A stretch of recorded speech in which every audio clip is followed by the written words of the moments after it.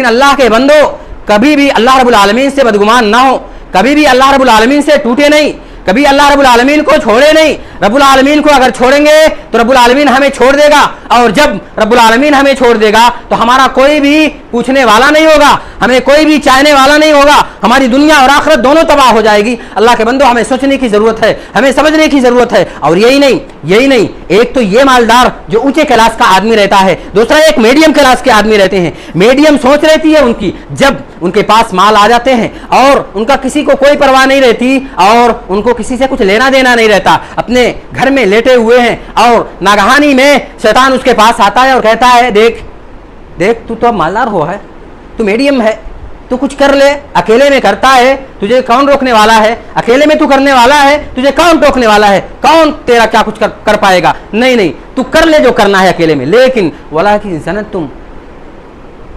अन्नल्लाह ला यअलमु कसीरम मिम्मा यअलमून, तुम ये गुमान करते हो कि अल्लाह रब्बुल आलमीन बहुत सारी ऐसी बातों को जो तुम करते हो नहीं जानते हैं। तुम्हारी इसी बदगुमानी ने तुम्हें नुकसान पहुंचा दिया और तुम बर्बाद हो गए। ये अल्लाह रब्बुल आलमीन की आयत हमें बता रही है कि अल्लाह से जब हम टूटेंगे, अल्लाह से बिखरेंगे, और जब ये सरमाए जिंदगी हुस्ने ज़न जिसको कहते हैं, अल्लाह से बेहतर सलूक, अल्लाह से बेहतर गुमान, और जब ये चीज़ हमारे अंदर पाई जाएगी तो इंशाअल्लाह शैतान हमें कभी भी नहीं तोड़ पाएगा, कभी भी नहीं बिखेर पाएगा। इसीलिए मुसलमानों, मोमिनों, सोचने की ज़रूरत है, गौर व फिक्र करने की ज़रूरत है। और एक बात आप गौर करें, जब बंदा रब्बुल आलमीन से बदगुमान होता है ना तो अर्श वाले से टूटता है, और जब अर्श वाले से टूटता है तो बिखर जाता है, और जब बिखर जाता है तो जलील और रुसवा हो जाता है, और दुनिया में उसको कोई जगह नहीं मिलती, कहीं भी उसको ठिकाना नहीं मिलता। इसीलिए रब्बुल आलमीन सूरह साफ़ात आयत नंबर 87 में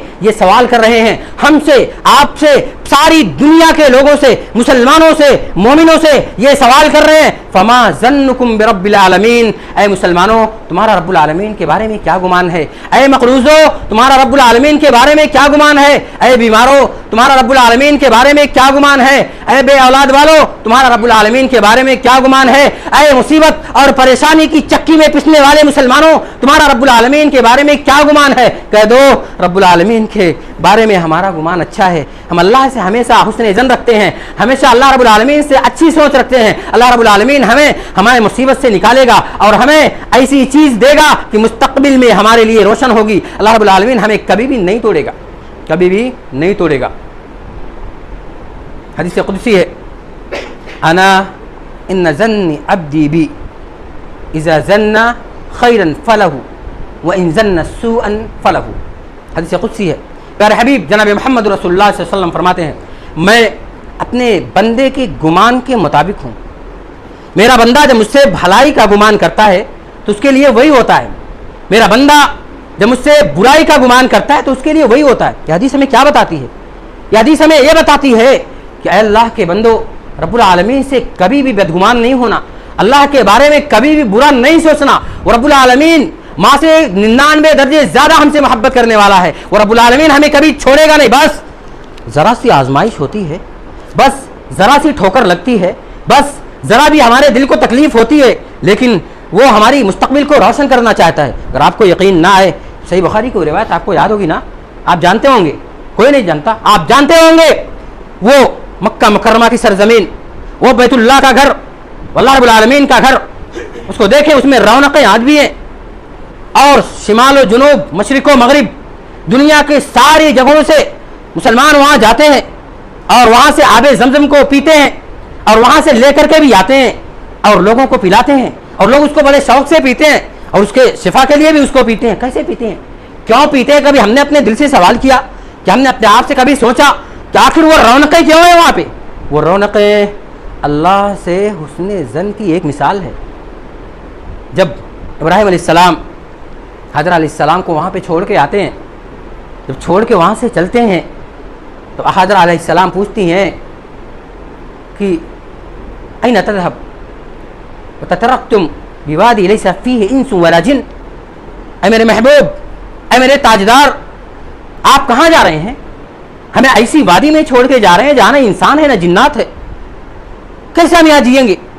और वो बेटा जिसको बड़े दिलो तमन्ना के साथ आपने रब से मांगा था, बड़ी उम्मीदों के बाद वो बेटा आपको मिला है, उस बेटे को भी आप ऐसे जिज्जर वादी में छोड़ के जा रहे हैं जहां ना कोई चरिंदा है ना परिंदा है। कहां जा रहे हैं आप? बेतवज्जा हो जाते हैं, इसरार करके फिर पूछती हैं कहां जा रहे हैं आप?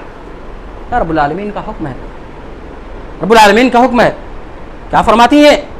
इस ला युज़य्युना, जाओ, तब तो रब्बुल आलमीन हमें नहीं जाया करेगा, हमें बर्बाद नहीं करेगा, अल्लाह मुझे नहीं छोड़ेगा। मुसलमानों, ये सही बुखारी की रिवायत है। हम कहना चाहते हैं उन माओ और बहनों से और सारे मुसलमानों से, गौर करें, ये मक्का की वादी आप देख रहे हैं, ये रोशन रौनकें आप देख रहे हैं, क्या ये हुस्न ज़न की एक मिसाल है। तो हाजरा अलैहिस्सलाम ने रब्बुल आलमीन से अच्छा गुमान किया था और कहा जाइए आप, मेरा रब मुझे नहीं छोड़ेगा। जाहिर में आप देखिए कितनी परेशानी थी, वहां पे ना इंसान है, ना जिन्नात है, ना चरिंदा है, ना परिंदा है, लेकिन ये जाहिरी परेशानी को झेलते हुए एक औरत ने जाहिरी परेशानी को झेल लिया और झेलने के बाद हमें आबे ज़मज़म से नवाजा रब्बुल आलमीन की तरफ से। मुसलमानों, क्या हम नहीं झेल सकते अपनी जिंदगी में? क्या परेशानियां हम नहीं झेल सकते रब्बुल आलमीन के साथ अच्छा गुमान करके? यकीनन हमें भी ईमान है, हमारा भी ईमान पुख्ता है, हम मुसलमान हैं और हमारा ईमान पुख्ता है रब्बुल आलमीन से कि रब्बुल आलमीन हमें कभी नहीं छोड़ेगा, हमें रुसवा नहीं करेगा, रब्बुल आलमीन हमें कभी जलील नहीं करेगा। क्यों? क्योंकि उस जब बेगैर ज़िज़रा वादी में जब हाजरा अलैहिस्सलाम को, इस्माइल अलैहिस्सलाम को जब रब्बुल आलमीन ने नहीं छोड़ा और उनकी मुस्तकबिल को रोशन कर दिया, तो एक न एक दिन रब्बुल आलमीन हमारी भी मुस्तकबिल को रोशन करेगा।